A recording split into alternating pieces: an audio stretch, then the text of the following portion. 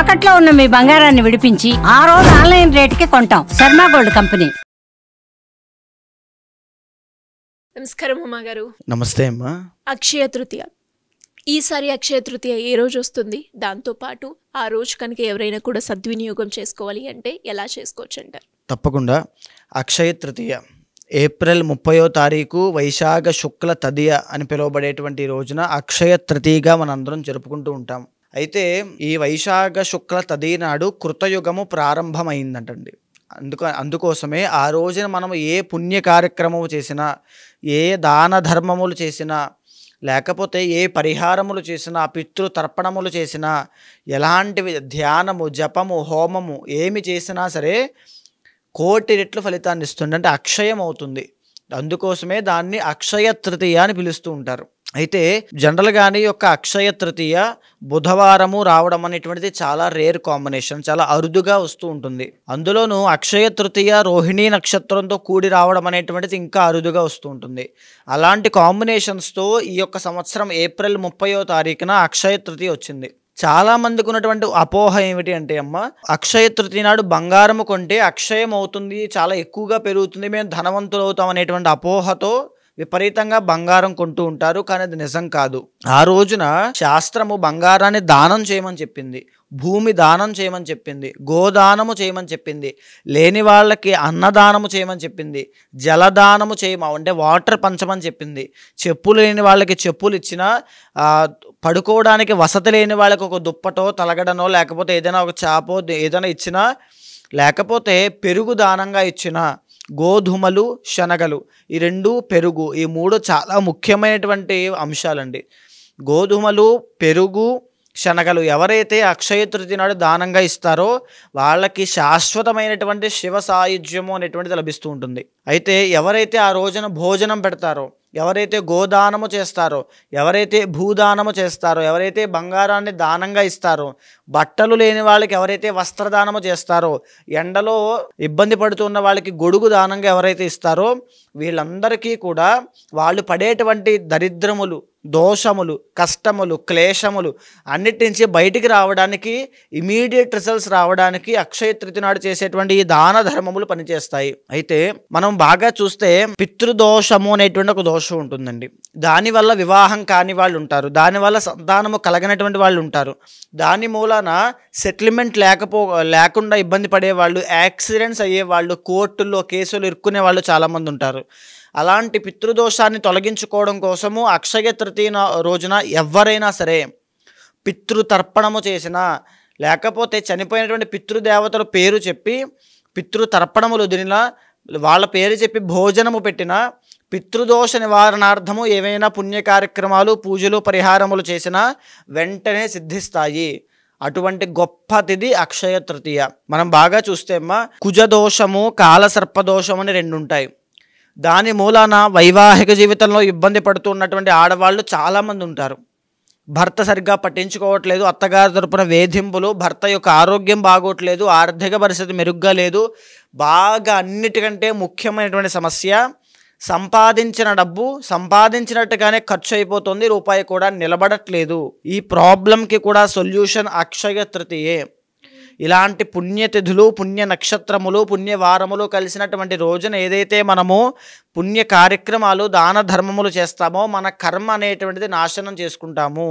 అంటే మన పాప కర్మ దహింపజేసి మనము ఒక పుణ్య కార్యక్రమం చేయడం వల్ల వచ్చేటువంటి ఫలితాన్ని అనుభవిస్తాము. తరువాత చాలామంది రుణ బాధలు, అంటే అప్పుల బాధల్లో ఉండడము, బంగారము తాకట్టు పెట్టేటువంటి పరిస్థితుల్లోకి వెళ్ళడము, తరువాత ఇంకా చెప్పాలంటే వైవాహిక జీవితంలో వచ్చేటువంటి సమస్యల వల్ల సూసైడల్ టెండెన్సీస్ పుట్టడము, ఇవన్నీ కూడా ఒక మనఃక్లేశములు అంటారు, అంటే మానసిక ఒత్తిడి.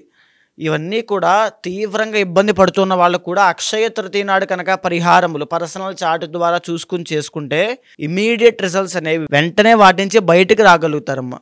మీరు చెప్పినట్టుగానే ఎవరైనా కూడా ఈ రోజును ఉపయోగించుకొని వాళ్ళు ఎలాంటి పరిహారాలు చేసుకుంటే బాగుంటుంది అన్న భాగంలో మనం మాట్లాడుకుంటే, తులారాశి వారికి ఎలా ఉంటుందండి? ఆ రోజు వాళ్ళకి ఉన్న సమస్యలు ఏదైతే ఉన్నాయో దాన్ని క్లియర్ చేసుకోవాలి అంటే వారు ఎలాంటి పరిహారాలు ఆచరించాల్సిన అవసరం ఉందంటారు? తప్పకుండా అమ్మ. తులారాశి అంటే ఇప్పుడు ముఖ్యంగా జరిగినటువంటి గ్రహ ట్రాన్సిట్స్ అంటే మొన్న జరిగినటువంటి షష్టగ్రహ కూటమి మార్చి 29, 30వ తారీఖుల్లో పట్టింది.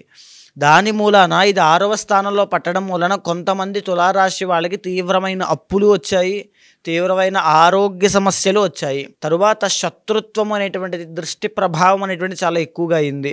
దాని మూలాన వచ్చేటువంటి ఆర్థిక సమస్యలు. అయితే ఎప్పుడైతే మార్చి 30వ తారీఖున శని భగవానుడు 6వ స్థానంలోకి వెళ్ళారో ఈ తులారాశి వాళ్ళకి శని యోగిస్తున్నారండి. దాని మూలాన శని వీళ్ళకి చాలా మంచి ఫేవరబుల్ పీరియడ్ ఆఫ్ టైంలో ఉన్నారు అని చెప్పొచ్చు ప్లేస్మెంట్లో. అయితే తులారాశి కోసం మనం మాట్లాడుకోవాలంటే original 8th lord and 1st lord శుక్రుడు అవుతారు. కాబట్టి లవ్ ఫెయిల్యూర్ ఎవరైనా ఉన్నా, శుక్రబలము లేక సంతానోత్పత్తి కలగక ఇబ్బంది పడుతున్న వాళ్ళు ఎవరైనా ఉన్నా, ఆడవాళ్ళకి సంబంధించిన బట్టల వ్యాపారములు చేస్తున్నాము, cosmetics, beauty products, interior designings కానీ, క్రియేటివ్ ఫీల్డ్ కానీ, కళారంగంలో కానీ, సినిమా ఫీల్డ్లో కానీ ఎవరైనా ఉన్నా, అందులో కష్టాలు పడుతూ ఉన్నా, ఆక్వా ఫీల్డ్లో ఎవరైనా ఉండి, లేకపోతే బిజినెస్లో ఫుడ్ బిజినెస్ చేస్తూ ఎవరైనా ఉన్నా వాళ్ళకి, తర్వాత ఒరిజినల్ 7th లార్డ్ కుజుడు అవుతాడు. కాబట్టి మ్యారీడ్ లైఫ్లోకి ఎంటర్ అవ్వాలి అనుకుంటున్నాము, పెళ్లి చేసుకునేటువంటి క్రమంలో మాకు ఎన్నో గొడవలు అవుతున్నాయి, ఇంట్లో ఒప్పుకోవట్లేదు అనేటువంటి బాధ ఉన్నా 7th లార్డ్ కుజుడు అవుతాడు. కాబట్టి ఇంటర్ కాస్ట్ మ్యారేజ్ చేసుకుంటున్న వాళ్ళు, మ్యారేజ్ అయిన తర్వాత కోర్టు వ్యవహారాల్లో ఇబ్బందులు పడుతూ ఉన్న వాళ్ళు, ఇంకా బాగా చెప్పాలంటే ఎవరైతే తులారాశి వాళ్ళకి కొలెస్ట్రాల్ ప్రాబ్లమ్స్ కానీ, గుండెకి సంబంధించిన ఇబ్బందులు కానీ ఉన్నవాళ్ళు, తరువాత తీవ్రమైన అప్పుల్లో డీఫేమ్ అయ్యి, డీపాపులర్ అయ్యి,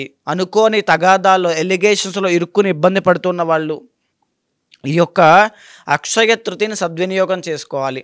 వీళ్ళకి రాబోయేటువంటి మే 15వ తారీఖు తర్వాత నుంచి గురుబలం పెరుగుతోంది. దీని మూలాన ఇన్కమ్ పెరుగుతుంది. కానీ పర్సనల్ చార్ట్ అనేటువంటిది చాలా అవసరం అండి. పర్సనల్ చార్ట్లో కనుక దోషములు ఉంటే కనుక ఈ యొక్క రాజయోగాన్ని పరిపూర్ణంగా అనుభవించడం జరగదు.